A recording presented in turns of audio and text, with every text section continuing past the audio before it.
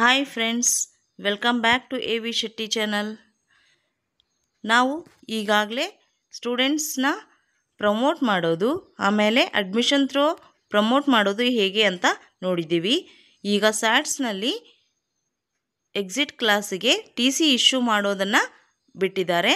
ಅದನ್ನು ಹೇಗೆ ಮಾಡಬೇಕು ಅಂತ ನೋಡೋಕ್ಕಿಂತ ಮುಂಚೆ ಈ ವಿಡಿಯೋದಲ್ಲಿ ಟಿ ಸಿ ಔಟ್ ಮಾಡುವ ಮೊದಲು ಗಮನಿಸಲೇಬೇಕಾದಂತಹ ಕೆಲವೊಂದಿಷ್ಟು ಅಂಶಗಳಿವೆ. ಅದನ್ನು ತಪ್ಪದೇ ಪಾಲಿಸಬೇಕಾಗುತ್ತೆ. ಅದನ್ನು ನಾವು ಈ ವಿಡಿಯೋದಲ್ಲಿ ನೋಡೋಣ.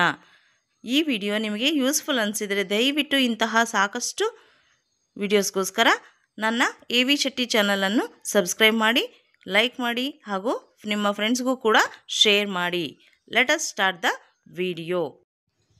ಫಸ್ಟ್ ಆ್ಯಂಡ್ ತುಂಬ ಇಂಪಾರ್ಟೆಂಟ್ ಅಂಶ ಅಂತಂದರೆ ಮೊಬೈಲ್ನಲ್ಲಿ ಟಿ ಸಿ ಇಶ್ಯೂ ಮಾಡಬಾರ್ದು. ಏಕೆಂತಂದರೆ ಮೊಬೈಲ್ನಲ್ಲಿ ನಾವು ಟಿ ಸಿ ಇಶ್ಯೂ ಮಾಡಿ ಪಿ ಡಿ ಎಫ್ ರೂಪದಲ್ಲಿ ಸೇವ್ ಮಾಡ್ಕೋಬೇಕಂತಂದರೆ ಅದು ಸರಿಯಾಗಿ ಪಿ ಡಿ ಎಫ್ ರೂಪದಲ್ಲಿ ಸೇವ್ ಆಗಲ್ಲ. ಸೊ ಅದು ರಾಂಗ್ ಆಗುತ್ತೆ. ಒಂದು ಸಾರಿ ನಾವು ಟಿ ಸಿ ಪ್ರಿಂಟ್ ತೆಗೆದ ಮೇಲೆ ಮತ್ತೊಂದು ಸಲ ಒರಿಜಿನಲ್ ಪ್ರಿಂಟನ್ನು ತೆಕ್ಕೊಳ್ಳೋಕ್ಕೂ ಕೂಡ ಆಗಲ್ಲ. ಅದಕ್ಕೆ ಸಾಧ್ಯವಾದಷ್ಟು ನಾವು ಕಂಪ್ಯೂಟರ್ನಲ್ಲೇ ಸಿಸ್ಟಮ್ನಲ್ಲೇ ಟಿ ಸಿ ಇಶ್ಯೂ ಮಾಡೋದನ್ನು ಟ್ರೈ ಮಾಡಬೇಕು. ಮೊಬೈಲ್ನಲ್ಲಿ ಮಾಡಲು ಹೋಗಬೇಡಿ. ಎರಡನೇದಾಗಿ, ಟಿ ಸಿ ಇಶ್ಯೂ ಮಾಡುವ ಮೊದಲು ಪ್ರೋಗ್ರೆಸ್ ಕಾರ್ಡನ್ನು ಡೌನ್ಲೋಡ್ ಮಾಡಬೇಕು. ಆಗ ಏನಾದರೂ ಎಂಟ್ರಿ ಮಾಡೋದು ಬಿಟ್ಟಿದ್ರೆ ಎಫ್ ಎಗಳಾಗಿರ್ಬೋದು, ಪಾರ್ಟ್ ಬಿ ಆಗಿರ್ಬೋದು, ಅಟೆಂಡೆನ್ಸ್ ಆಗಿರ್ಬೋದು, ಅದು ನಿಮಗೆ ಅದರಲ್ಲಿ ಸಿಗುತ್ತೆ. ಯಾವ ಡೀಟೇಲ್ಸನ್ನು ಹಾಕಿಲ್ಲವೋ ಅದನ್ನು ನಾವು ಅಪ್ಡೇಟ್ ಮಾಡಿ ಎಂಟ್ರಿ ಆದ ನಂತರ ನಾವು ಮತ್ತೆ ಪ್ರೋಗ್ರೆಸ್ ರಿಪೋರ್ಟನ್ನು ಡೌನ್ಲೋಡ್ ಮಾಡಿಕೊಳ್ಳಬೇಕು. ಮಕ್ಕಳ ಮಾಹಿತಿಯನ್ನು ಒಂದು ಸಲ ಚೆಕ್ ಮಾಡಿಕೊಳ್ಳಿ. ತಪ್ಪಿದ್ದಲ್ಲಿ ಅದನ್ನು ತಿದ್ದುಪಡಿ ಮಾಡಿ. ಇದು 3ನೇ ಪಾಯಿಂಟ್. ಹಾಗಂದ್ರೆ ಏನು ಅಂದರೆ, ಮಕ್ಕಳ ಹೆಸರಾಗಿರ್ಬೋದು, ತಂದೆ ತಾಯಿಗಳ ಹೆಸರಾಗಿರ್ಬೋದು, ಜಾತಿ, ಡೇಟ್ ಆಫ್ ಬರ್ತ್, ಅಡ್ರೆಸ್, ಇದೆಲ್ಲವನ್ನು ನಾವು ನಂಬರ್ 1 ರಿಜಿಸ್ಟರ್ನಲ್ಲಿರುವಂತೆಯೇ ಸರಿಯಾಗಿ ಹಾಕಿರಬೇಕು. ಒಂದು ವೇಳೆ ತಪ್ಪಾಗಿದ್ದರೆ ಇದು ತಪ್ಪಾದಂಥ ಮಾಹಿತಿಯನ್ನೇ ನಾವು ಟಿ ಸಿ ಇಶ್ಯೂ ಮಾಡಿರ್ತೀವಿ.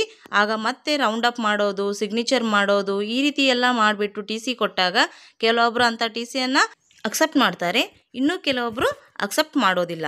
ಸೊ ಹಾಗಾಗಿ ತಪ್ಪು ಮಾಡೋಕ್ಕಿಂತ ಮೊದಲಾಗಿ ನಾವು ಅದನ್ನು ಚೆಕ್ ಮಾಡಿಕೊಂಡು ಏನಾದರೂ ತಪ್ಪು ಕಂಡಲ್ಲಿ ಅದನ್ನು ಸ್ಟೂಡೆಂಟ್ ಮ್ಯಾನೇಜ್ಮೆಂಟ್ 1 to 10 ಹೋಗ್ಬಿಟ್ಟು ಅಡ್ಮಿಷನ್ ಡೀಟೇಲ್ಸಲ್ಲಿ ಹೋಗ್ಬಿಟ್ಟು ಅಪ್ಡೇಟ್ ಸ್ಟೂಡೆಂಟ್ ಡೀಟೇಲ್ಸಲ್ಲಿ ಹೋಗ್ಬಿಟ್ಟು ಅಲ್ಲಿ ಎಲ್ಲ ರೀತಿಯ ಮಾಹಿತಿಯನ್ನು ನಾವು ಚೆಕ್ ಮಾಡಿಕೊಂಡು ಅಪ್ಡೇಟ್ ಮಾಡಿದಾಗ ಸರಿ ಹೋಗುತ್ತೆ ಫ್ರೆಂಡ್ಸ್. ಇನ್ನೊಂದೇನೆಂದರೆ, ಸ್ಟೂಡೆಂಟ್ ಪರ್ಮನೆಂಟ್ ಅಡ್ರೆಸ್ ಅಂತ ಇರುತ್ತೆ. ಅದನ್ನು ನಾವು ಸರಿಯಾಗಿದೆನಾ ಅಂತ ಒಂದು ಸಾರಿ ವೆರಿಫೈ ಮಾಡ್ಕೊಳ್ಬೇಕು. ಯಾಕಂದರೆ ಸ್ಟೂಡೆಂಟ್ ಪರ್ಮನೆಂಟ್ ಅಡ್ರೆಸ್ಸಲ್ಲಿರುವಂತಹ village name, taluk name, district name T ಸಿನಲ್ಲಿ ಕೂಡ ಶೋ ಆಗುತ್ತೆ. ಸೊ ಅದಕ್ಕೋಸ್ಕರ ಈ 3 ಅಂಶಗಳು ಸರಿಯಾಗಿದೆನಾ ಅಂತ ಕೂಡ ನಾವು ಸರಿ ಮಾಡಿ ಟಿ ಸಿ ಪ್ರಿಂಟನ್ನು ತೆಕ್ಕೊಳ್ಬೇಕಾಗುತ್ತೆ. ಈ ಎಲ್ಲ ಡೀಟೇಲ್ಸನ್ನು ಅಪ್ಡೇಟ್ ಮಾಡೋದು ಹೇಗೆ ಅಂತೇಳಿ ನಾನು ಈ ವಿಡಿಯೋ ಕೊನೆಗೆ ಎಂಡ್ ಕಾರ್ಡ್ನಲ್ಲಿ ವಿಡಿಯೋ ಹಾಕಿರ್ತೀನಿ. ಅದನ್ನು ನೋಡಿಕೊಂಡು ನೀವು ಬೇಕಾದರೆ ಅಪ್ಡೇಟನ್ನು ಮಾಡ್ಬೋದು ಫ್ರೆಂಡ್ಸ್. ಇನ್ನು ನೆಕ್ಸ್ಟ್ ಪಾಯಿಂಟ್ ಬಂದು, T C issue option click ಮಾಡಿದಾಗ ಮೊದಲಿಗೆ ಎಡಿಟ್ ಮೇಲೆ ಕ್ಲಿಕ್ ಮಾಡಿ ಅಗತ್ಯ ಪಾಯಿಂಟ್ಸ್ನಲ್ಲಿ ತುಂಬಲೇಬೇಕಾದ ಮಾಹಿತಿಯನ್ನು ತುಂಬಿ ನಂತರ ಜನರೇಟ್ ಕೊಡಬೇಕು. ಆಗ ಪ್ರಿಂಟ್ ಆಪ್ಷನ್ ಕಾಣಿಸುತ್ತೆ. ಅಂಥ ಕೆಲವೊಂದು ಪಾಯಿಂಟ್ಸ್ ಅಂತಂದರೆ, ಮಗುವಿನ ಕ್ಯಾರೆಕ್ಟರ್ ಆಗಿರ್ಬೋದು, ವೈದ್ಯಕೀಯ ಪರೀಕ್ಷೆ ಮಾಡಿದೆಯಾ ಅನ್ನುವಂತಹ ಮಾಹಿತಿ ಆಗಿರ್ಬೋದು, ಮುಂದಿನ ತರಗತಿ ಬಡ್ತಿ ನೀಡಲು ಅರ್ಹನಾಗಿದ್ದಾನೆಯೇ ಎನ್ನುವಂಥ ಕಾಲಮನ್ನು ಆಗಿರ್ಬೋದು. ಇವೆಲ್ಲವನ್ನು ನಾವು ಮೊದಲು ಎಡಿಟ್ ಮಾಡಿಕೊಂಡು ನಂತರ ಜನರೇಟ್ ಮಾಡಲು ಹೋಗಬೇಕು. 5ನೇ ಪಾಯಿಂಟ್ ಬಂದು, SATSನಲ್ಲಿ ಒಮ್ಮೆ ಟಿ ಸಿ ಜನರೇಟ್ ಅಂತ ನಾವು ಕ್ಲಿಕ್ ಮಾಡಿಬಿಟ್ರೆ ಪ್ರಿಂಟ್ ಬಟನ್ ಬರುತ್ತೆ. ಆಗಲೇ ನಾವು ಟಿ ಸಿ ಪ್ರಿಂಟ್ ತೆಗೆದುಕೊಳ್ಬೇಕು. ಇಲ್ಲವಾದರೆ ಮತ್ತೊಮ್ಮೆ ಏನಾದರೂ ಪ್ರಿಂಟ್ ಬೇಕಾದರೆ ಅದು ಒರಿಜಿನಲ್ ಟಿ ಸಿ ಆಗಿರಲ್ಲ, ಡೂಪ್ಲಿಕೇಟ್ ಅಂತ ಬರುತ್ತೆ ಫ್ರೆಂಡ್ಸ್. ಇದನ್ನು ನಾವು ಚೆನ್ನಾಗಿ ನೆನ್ಪಿಟ್ಕೊಳ್ಬೇಕಾಗುತ್ತೆ. 6ನೇ ಪಾಯಿಂಟ್ ಏನಂತಂದರೆ, SATSನಲ್ಲಿ ಎಕ್ಸಿಟ್ ಕ್ಲಾಸ್ ಮಕ್ಕಳನ್ನು ಪ್ರಮೋಟ್ ಮಾಡಿದಾಗ ಅವರೆಲ್ಲ ಡ್ಯಾಶ್ ಬೋರ್ಡ್ನಲ್ಲಿರುವಂತಹ ಪೆಂಡಿಂಗ್ ಲಿಸ್ಟ್ನಲ್ಲಿ ಉಳಿದಿರ್ತಾರೆ. ಹಾಗಾಗಿ ಟಿ ಸಿ ಇಶ್ಯೂ ಮಾಡಿ ಮುಂದಿನ ಶಾಲೆಗಳಿಗೆ ಕಳಿಸಿದಾಗ ಮಾತ್ರ ಅವರು ಪೆಂಡಿಂಗ್ ಲಿಸ್ಟ್ನಿಂದ ಹೋಗ್ಬಿಟ್ಟು ಪೆಂಡಿಂಗ್ ಲಿಸ್ಟ್ 0 ಅಂತ ಶೋ ಆಗುತ್ತೆ. ನೆಕ್ಸ್ಟ್ ಪಾಯಿಂಟ್ ಏನಂತಂದರೆ, ಟಿ ಸಿ ಔಟ್ ಮಾಡೋದಷ್ಟೇ ನಮ್ಮ ಕೆಲಸ ಅಲ್ಲ. ಟಿ ಸಿ ಕೊಟ್ಟ ನಂತರ ಮುಂದೆ ಆ ಮಗು ಟಿ ಸಿ ತೆಗೆದುಕೊಂಡು ಹೋದಂಥ ಶಾಲೆಯಲ್ಲಿ ಆ ಮುಖ್ಯ ಗುರುಗಳು ಆ ಮಗುವನ್ನು ತಮ್ಮ ಸ್ಯಾಟ್ಸ್ ಐಡಿಯಲ್ಲಿ ತಮ್ಮ ಸ್ಯಾಟ್ಸ್ ಲಾಗಿನ್ನಲ್ಲಿ ಇನ್ ಮಾಡ್ಕೊಂಡಿದ್ದಾರಾ ಅನ್ನೋದನ್ನು ಕೂಡ ಎಚ್ಚರ ವಹಿಸಿ ವಿಚಾರಿಸ್ತಿರ್ಬೇಕಾಗುತ್ತೆ. ಆಗ ನಮ್ಮ ಕೆಲಸ ಮುಗಿಯುತ್ತೆ. ಕೊನೆಯ ಪಾಯಿಂಟ್ ಏನಂತಂದರೆ, ಟಿ ಸಿ ಪ್ರಿಂಟ್ ತೆಗೆಯುವಾಗ ತಾಂತ್ರಿಕ ತೊಂದರೆಯಿಂದ ಏನಾದರೂ ಪ್ರಿಂಟ್ ಬರಲಿಲ್ಲ ಅಂತಂದರೆ ಪ್ರಿಂಟ್ ಒರಿಜಿನಲ್ ಟ್ರಾನ್ಸ್ಫರ್ ಸರ್ಟಿಫಿಕೇಟ್ ಆಪ್ಷನ್ನಲ್ಲಿ ಹೋಗಿಬಿಟ್ಟು ಪ್ರಿಂಟನ್ನು ತೆಕ್ಕೊಳ್ಬೋದು.